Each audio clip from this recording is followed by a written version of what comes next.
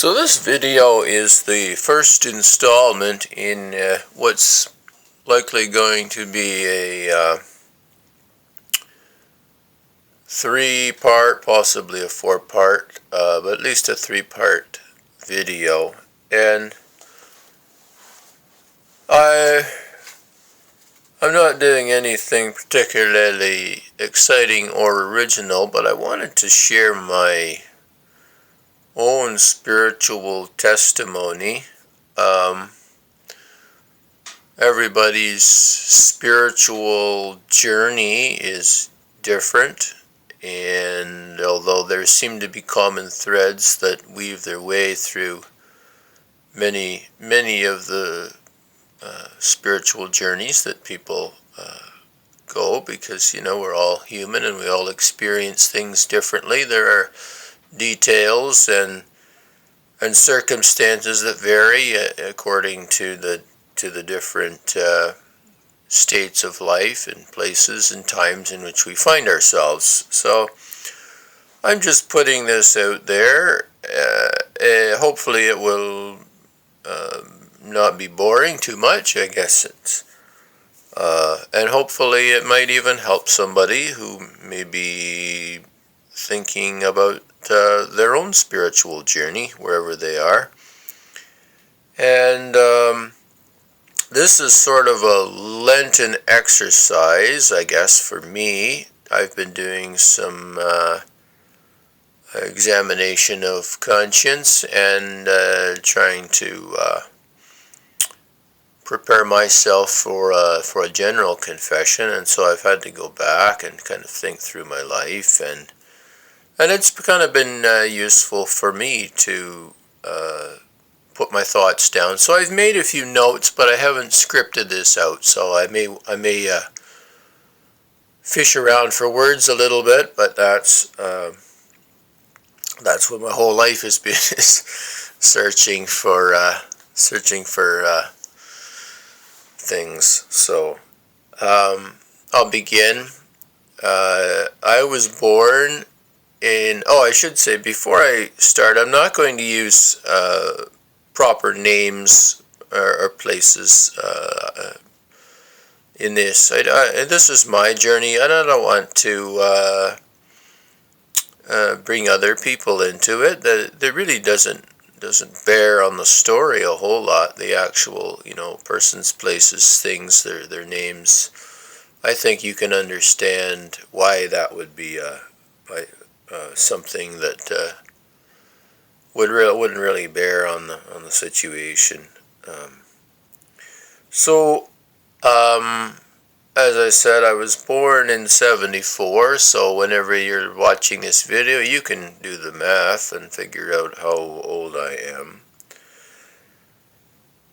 I consciously self-identified as a fundamental evangelical Protestant Christian for 32 years. And I would say my first encounter with any religion, or particularly Christianity, was about the age of 4 years, so about 1978, late 70s. Prior to that, I was too young. I don't remember much of anything prior to the age of about 4 or 5 years old. Basically, when I started school. And it was at that time that my parents, who were very good parents, they themselves were non-practicing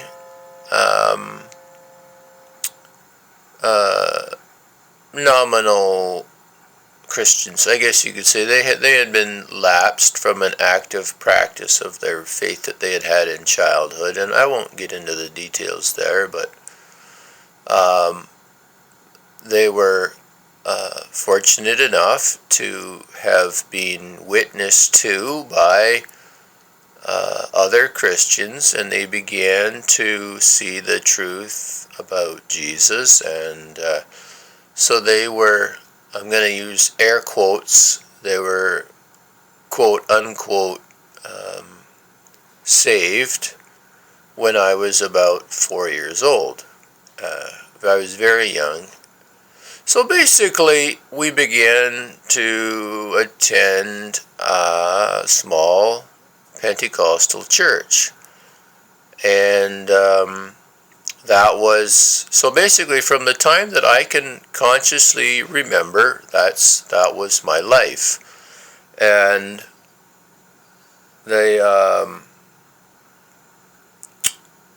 things that I remember from that period of my life are not, there's no real clarity there. I remember going to church, and I remember, Sunday school. But when you're 4 and 5 years old, you sort of just, you're carried along with the currents of life. You don't make a lot of conscious decisions about I like this or I don't like that, or everything is new when you're a child. Everything is new, and and you do as you're told, and your parents take you someplace, and you're subjected to, you're kind of like an enormous walking bipedal science experiment. So, but I was always encouraged, I do remember this, I was always encouraged to ask Jesus into my heart. And I did so about the age of 5 or 6. I was saying, Jesus, come into my heart and forgive me, and I did that about the age of 5 or 6. And then, of course, if you're familiar with the Protestant, particularly the evangelical world, I made several quote-unquote recommitments later on, because as you may or may not be aware, they have what they call altar calls, where you're encouraged to renew your commitment to the Lord. And so anyways, that was my sort of very earliest memories of just religion in general. I had no concept of anything outside of what this little world that I was in. I had no concept until a few years go by, and I was brought by my grandparents to actually the United Church. Now, if you're familiar with Canada, we have what is called the United Church. And it was formed about 100 years ago by an amalgamation of the Methodist, Presbyterian, and Congregational churches. Not all of them, but the vast majority of them amalgamated to form what they called the United Church of Canada. And it's sort of the mainline liberal Protestant church in Canada. Very big in the rural areas, because a lot of rural Canadians were either Presbyterian or Methodist. That's sort of the bulk of the Christian culture in rural Canada, at least in the part where I grew up, was mainline, either Methodist or Presbyterian. Lots of Scottish, English. So I was exposed to that a little bit. When we would visit my grandparents, we would occasionally go to the United Church, and it was fairly dignified, services, and actually quite nice. So I spent the first 19 years of my life, basically all through school and all through high school, in 3 smaller Pentecostal Assemblies of Canada churches. That was the denomination with which they were affiliated, and I spent basically my entire childhood, all through school, in 3 smaller churches. I was baptized in water at about the age of 14. I can't remember the exact date, but I can remember the exact place. It was in a lake, and it was cold, and it was muddy, and there was weeds in the water, but it'll always stand out in my mind. So I graduated from high school in 1992, and we were farm people. My parents, we had moved to a farm when I was 10, just turning 10, and we moved in 90, I believe it was 94. Briefly, for a year, we moved, and we were just renting a farm. We were sort of in transition from one phase to another phase of our life.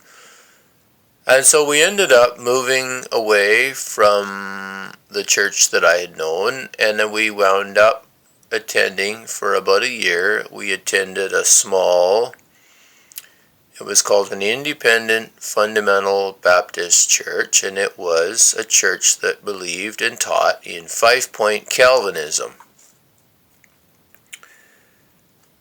And this is the very first time that I had ever heard of such a thing.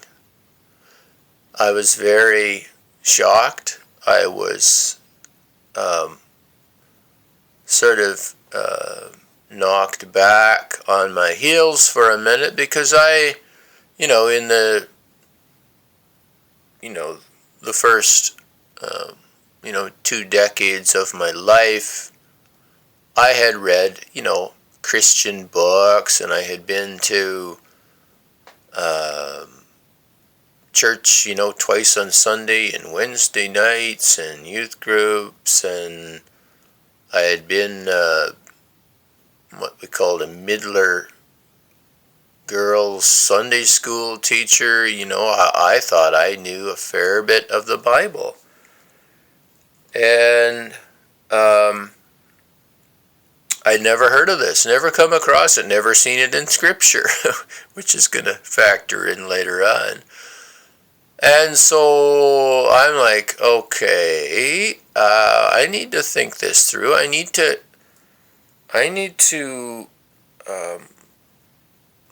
look into this. I need to find out what's going on here. I knew many Bible verses, but I had no cohesive grasp of Scripture as a whole. I had no sort of systematic understanding of the real, meta-narrative of Scripture in its details and even in its generality. So I knew a lot of Bible verses. That's one thing I will say about my upbringing and my Sunday school. We always had a memory verse, so we knew a lot of the Bible, but it was like a puzzle that wasn't you couldn't put the puzzle together. You just had a lot of pieces that you knew what the piece looked like, but you didn't see the big picture of the puzzle, so it was hard to really put the pieces together. So anyways, that was really the first time. When I was in about 19 or 20, I was challenged for the first time seriously, and it really got me going and woke me up to the reality that I needed to appropriate for myself the Scriptures, and I had to figure out what I believed and what I didn't believe, because I didn't believe in 5-point Calvinism, and I dialogued with the pastor of that church, and I said, look, I don't see this, And he explained, to me, well, this is the gospel. This is what, and it was very ironclad in his mind that 5-point Calvinism, which if you're not familiar with it, I'm not going to detail it here, but you can look up. There's an acronym. It's called TULIP, and you just look that up, and you'll find all about 5-point Calvinism. And it's a worldview and a mindset and a spirituality that some people have embraced, and they seem to like it, but I am not one of those people, and in my study of Scripture, I was soon able to, persuade myself that it was not something I wanted to entertain for very long. So I'm going to end it there for now. I don't want these videos to be too long, and then I'll begin with part 2. We move after this year elapses. We finally continue our pilgrimage to a more lasting location, and then I get started in a new church. So that's where I'll leave off for now, and we'll take this up again the next time.